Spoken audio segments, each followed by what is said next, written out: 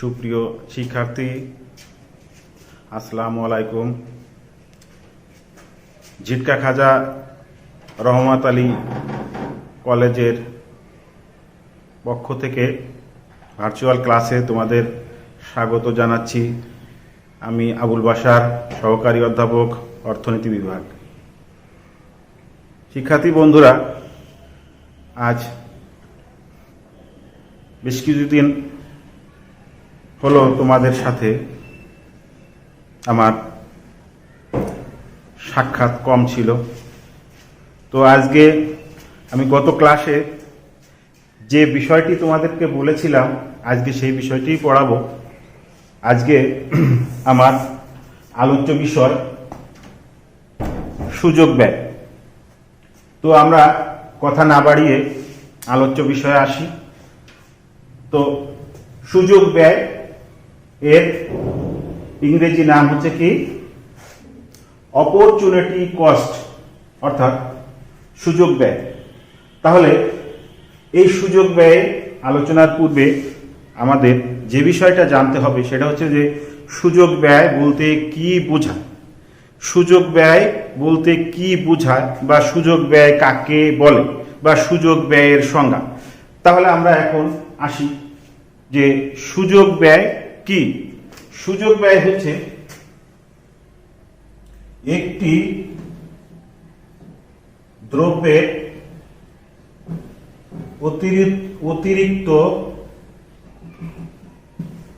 অতিরিক্ত একক পাওয়ার জন্য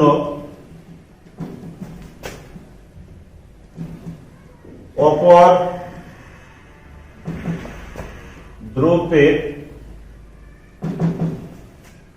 একটি দ্রব্যের অতিরিক্ত একক পাওয়ার জন্য অপর দ্রব্যের উৎপাদন যতটুকু ছেড়ে দিতে হয়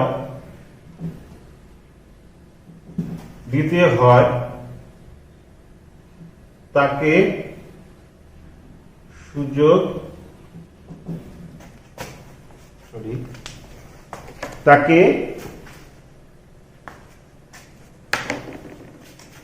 সুযোগ ব্যয় বলে। তাহলে এখানে আমরা দেখছি যে একটি দ্রব্যের অতিরিক্ত একক পাওয়ার জন্য অপর দ্রব্যের উৎপাদন যতটুকু ছেড়ে দিতে হয় তাকে সুযোগ ব্যয় বলে। অর্থাৎ এখানে এই যে সুযোগ ব্যয়ের উৎপত্তি, এটা কোথা থেকে আসছে? শিক্ষার্থী বন্ধুরা, আমরা জানি যে আমাদের সম্পদ সীমাবদ্ধ। তো এই সম্পদ সীমাবদ্ধ না থাকলে আমরা যে কোনো দ্রব্য সমান তালে আমরা বেশি বেশি উৎপাদন করতে পারতাম। কিন্তু এই সম্পদের সীমাবদ্ধতার কারণে আমাদের কি করতে হয়? আমরা উৎপাদন পর্যাপ্ত পরিমাণে করতে পারি না। তো সেই কারণে কিন্তু এই সুযোগ ব্যয়ের উৎপত্তি হয়েছে। তো আমরা যদি একটু উদাহরণ দিয়ে বোঝাই তাহলে এই জিনিসটা তোমাদের কাছে আরো ক্লিয়ার হবে। যেরকম একজন শ্রমিক সে কি করতে পারে? যে চিনি কলেও কাজ করতে পারে, আবার কি করতে পারে? কৃষিক্ষেত্রেও কাজ করতে পারে। তাহলে একজন শ্রমিক, তাহলে সুযোগ ব্যয়ের সংজ্ঞাটা তোমরা আশা করি তোমরা এটা কি এটা তোমরা বুঝতে পেরেছো। তাহলে আমি এটা বুঝি যে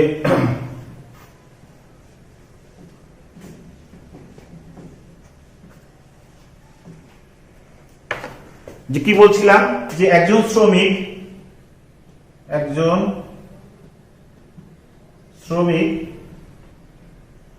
শ্রমিক সে কি করতে পারে? চিনি কলে কাজ করতে পারে, আবার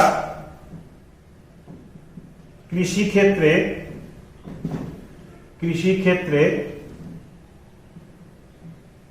কাজ করতে পারে। তাহলে এখানে লক্ষ্য করি যে একটা হচ্ছে কি চিনি কল, আর একটা হচ্ছে কৃষি ক্ষেত্র। তাহলে মনে করো যে চিনি কলে যদি কাজ করে, চিনি কল, এখানে সে আয় করে 20,000 টাকা, 20,000 টাকা। কৃষি ক্ষেত্রে কাজ করলে,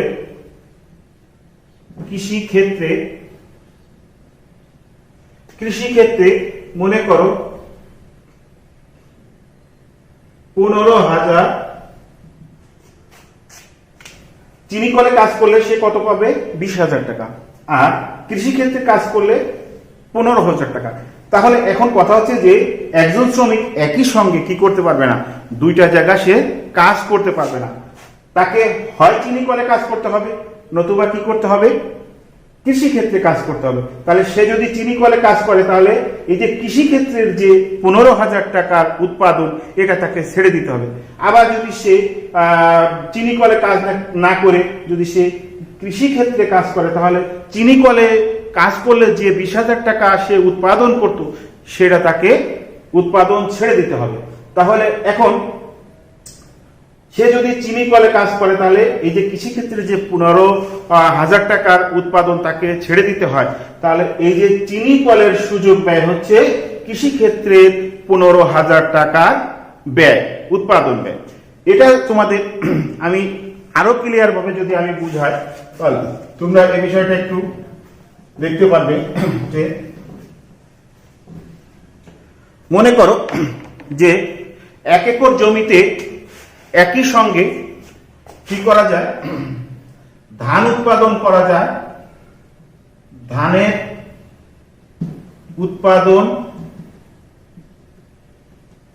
পাটের উৎপাদন। তো একটি জমিতে কি করা যায়, ধান উৎপাদন করা যায়, আবার পাটও উৎপাদন করা যায়। ধান উৎপাদন করলে মনে করো আয় হতো 10,000 টাকা, 10,000 টাকা। পাট উৎপাদন করলে তার আয় হয় হচ্ছে 8,000 টাকা। তাহলে এক্ষেত্রে সে যদি ধান উৎপাদন করে, তাহলে কি পাট উৎপাদন করতে পারবে না। তাহলে এক্ষেত্রে সে যদি ধান উৎপাদন করে, তাহলে ধান উৎপাদনের সুযোগ ব্যয় হচ্ছে পাটের উৎপাদন। অর্থাৎ একজন শ্রমিক একই সঙ্গে কি দুইটা দ্রব্য উৎপাদন করতে পারবে না, কারণ দুইটা দ্রব্য উৎপাদন সে করতে পারবে না। হয় তাকে ধান উৎপাদন করতে হবে, আর না হলে তাকে কি করতে হবে, পাটের উৎপাদন করতে হবে। তাহলে আশা করি তোমরা সুযোগ ব্যয়ের সংজ্ঞা এবং এটা তোমরা ভালোভাবে বুঝতে পেরেছো। এখন এই জিনিসটা তোমাদেরকে ক্লিয়ার করার জন্য আমি কি করব, আমি একটু চিত্রের সাহায্যে তোমাদেরকে এই বিষয়টা আমি আরো পরিষ্কার করে ধারণা দেওয়ার চেষ্টা করব। সুযোগ ব্যয়,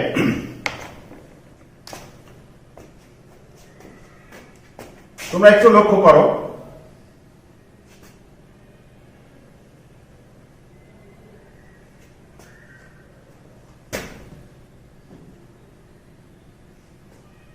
একটা উৎপাদন সম্ভাবনা রেখা অর্থাৎ সুযোগ ব্যয়, আমি মনে করি এটা এন দ্বারা প্রকাশ করি।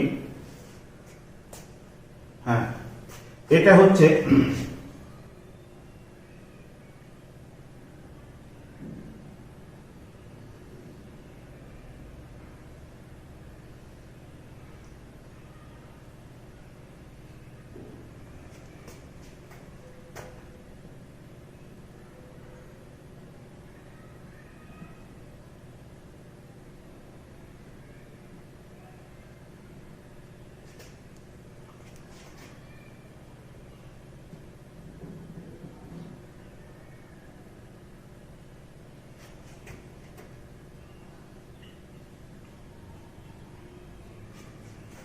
শিক্ষার্থী বন্ধুরা, এটা কি রেখা,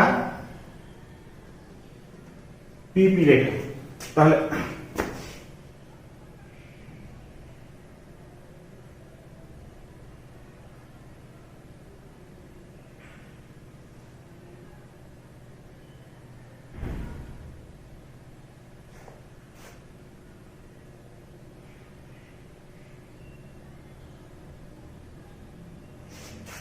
চিত্রটা তোমরা লক্ষ্য করো যে এই মূল বিন্দু থেকে এই লম্ব অক্ষে হচ্ছে পাটের উৎপাদন, আর ভূমি অক্ষে হচ্ছে ধানের উৎপাদন। এটা একটি পিপিসি রেখা অর্থাৎ প্রোডাকশন পসিবিলিটি কার্ভ। আমরা যদি এই পি বিন্দুতে উৎপাদন অর্থাৎ আমার যে সম্পদ আছে তার পুরোটাই যদি পাটের উৎপাদনে ব্যয় করি, তাহলে আমরা কি করতে পারবো, এই ও এম পরিমাণ পাট উৎপাদন করতে পারবো। আর পাট উৎপাদন যদি আমি না করি, শুধুমাত্র সকল সম্পদ যদি ধানের উৎপাদনের ক্ষেত্রে ব্যয় করি, তাহলে কি করতে পারবো, ও এন পরিমাণ ধান উৎপাদন করতে পারবো। এখন আমরা এখান থেকে একটু দেখব যে পি বিন্দুতে যদি উৎপাদন নির্ধারণ করি, তাহলে ও ওয়াই নট এই পরিমাণ পাট উৎপাদন এবং ও এক্স নট পরিমাণ ধানের উৎপাদন করতে পারবো। তাহলে এখন আমরা যদি পি থেকে কিউ বিন্দুতে উৎপাদন নির্ধারণ করি, তাহলে আমরা দেখছি যে এই পরিমাণ অর্থাৎ এই যে ওয়াই নট ওয়াই ওয়ান পরিমাণ ধানের, এখানে ওয়াই নট ওয়াই ওয়ান পরিমাণ বা ডেল এম পরিমাণ পাটের উৎপাদন, এর পরিবর্তে আমি পাচ্ছি কি এক্স নট এক্স ওয়ান পরিমাণ ধানের উৎপাদন বা ডেল এন।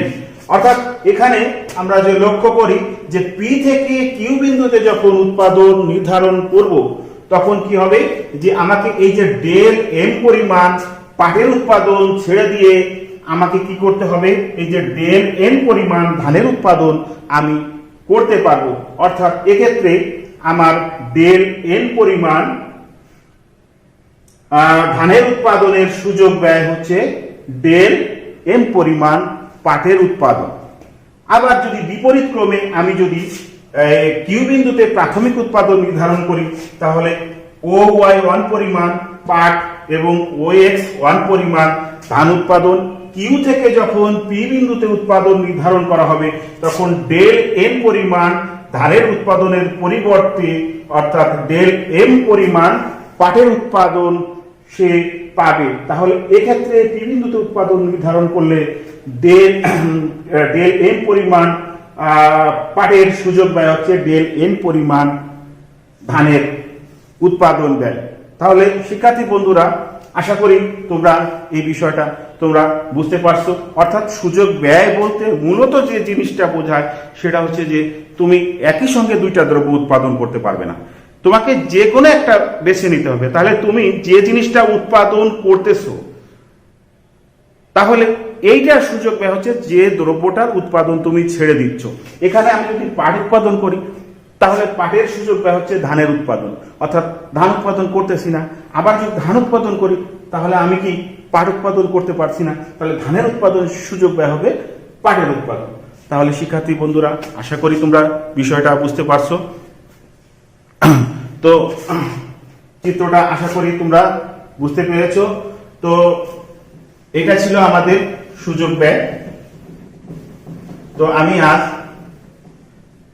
আমার ক্লাসটা দীর্ঘায়িত করব না। পরবর্তী ক্লাসে আমি তোমাদের সাথে আলোচনা করব অর্থনীতির মৌলিক সমস্যা, অর্থনীতির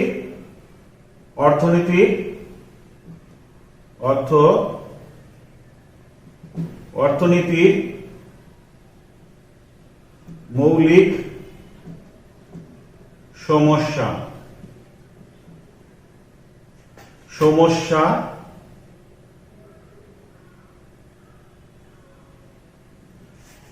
তো এই বিষয়টা আমি একটু আছে, এই বিষয়টা হচ্ছে একটু বড় বিষয়, বড় একটা ধারণা। তো আমি তারপরেও আমি এই বিষয়টা তোমাদেরকে একটু ধারণা দেওয়ার চেষ্টা করি, যদিও আমি বিস্তারিত এটা আমি পরে ক্লাসে আলোচনা করব যে অর্থনৈতিক মৌলিক সমস্যা এই বিষয়টা কি। মৌলিক সমস্যা হচ্ছে যে আমাদের যেহেতু সম্পদের সীমাবদ্ধতা রয়েছে, তো এই সীমাবদ্ধতার কারণে আমরা সকল দ্রব্য ইচ্ছা করলে একসঙ্গে উৎপাদন করতে পারি না। আমাদেরকে কিছু কিছু দ্রব্যের উৎপাদন বন্ধ রেখে কিছু কিছু দ্রব্যের উৎপাদন করতে হয়। আমাদের যদি সম্পদের সীমাবদ্ধতা না থাকতো, তাহলে আমরা কি একসঙ্গে আমাদের সমাজের যত চাহিদা ছিল, যত দ্রব্য প্রয়োজন হতো, সকল দ্রব্য আমরা একসঙ্গে কি করতে পারতাম, উৎপাদন করতে পারতাম। তো এই মৌলিক সমস্যাগুলোর সমাধানের জন্য P.S. স্যামুয়েলসন নামক একজন আধুনিক অর্থনীতিবিদ উনি 3টা সমস্যার কথা বলেছেন। তো সেই 3টা সমস্যাটা কি, যে 1 নম্বরে হচ্ছে যে কি উৎপাদন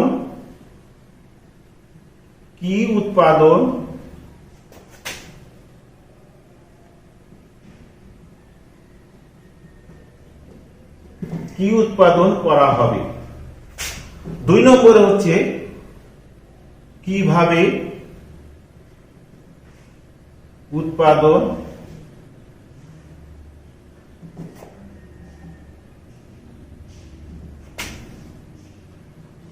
করা হবে। 3 নম্বরে হচ্ছে কার জন্য উৎপাদন